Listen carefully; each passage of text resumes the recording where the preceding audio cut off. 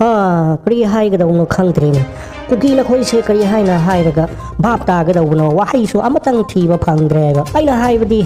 thadaugi search pastor ahum hat khibado naga na hat bane hai bagi kari sung na khoi da khudam changdam su mase amatang proof su pi batawdana mi gi naga macha koln bu hek ta phajin khre numidang da amuk ambush tawduna siru naga ama hat khre ma gi nupi amagi atopa ama buna sokhan khre amuk na jelerong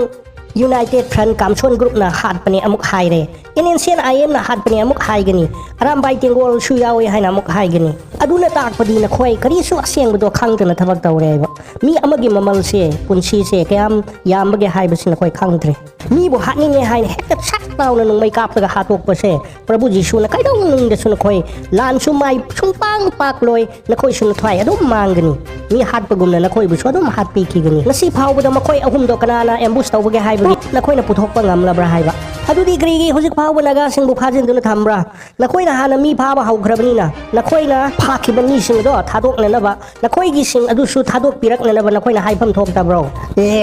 na khoi na chau yam na thek man le go na khoi ishor na khoi bu loi sin na ba gi matang ama lak bra hai ba gi ching na ba lai khrabani adu khak na pal chau gu no ko rang su na khoi na mai tai gi numidang lai sang sa ba gi video ama do ambush taw na ba gi plan ne hai na leak video ne hai na khoi na thado rakre Biden chal han khre phare ne ado mai tai na ambush ado tawba oi khre hai na khoi na lai rabdi phare adu oi rabdi naga sing ado thadok na ba gi na khoi wai sana pham thok ta bro na khoi na hana pha ba haubu natro sikhiba church ke pastor sing ado is puyam na pamjaba adu gumba ishwar gi macha ngak ta oye hai na khoi na su khalle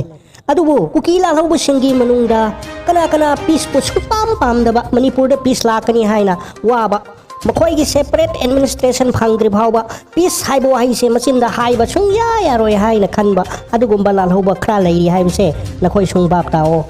ambush ado KRA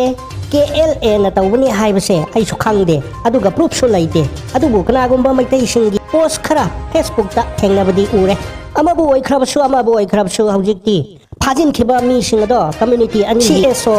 leader singna wari ama sanaraga thadok tuna nungsi sana bado makhata na laina na ba sin ba hai ba se yamna mak maru oi khre Manipur da akoi masen hatok na bagi sanari ba lila ase center gi gamen na yamna haraw na nungai na yeng piri hai ba se na khoi bap tawo Kuki sing silinaw sing na khoi da amok so ai na hai khre na khoi mai tai ga na khoi ga lan chok na ba adugum na khoi na khra khodong cha ba phangani hai na naga sing da di hau ganu ko naga ga kuki ga amok lan tawrabdi Manipur da yam na sathi ba mikap mirau khol ta na than ba ihing na hing sara ba adugum ba yeng haidar ba phiba mama lakani hai ba se munna amuk tang khantabi kho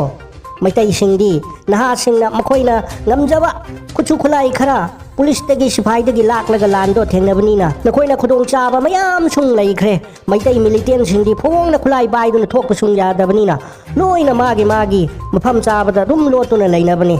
अदुबु Naga cookie अनि गी मरक लाल अमुक थोकलबदी याम ना साथीबा अमा ओइगनी को मसे cookie इसिलिनाव सिंग सुबा हप्ताबी खरो